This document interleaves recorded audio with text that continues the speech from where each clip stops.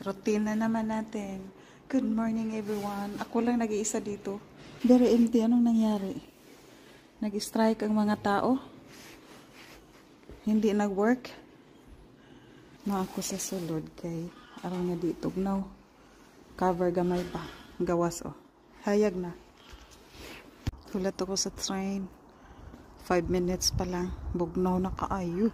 Patapos na ang winter. Tingnan nyo, maliwanag na. Happy ng mga birds. Happy ang mga tao.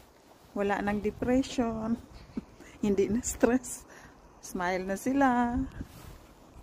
Okay, have a nice day mga suon.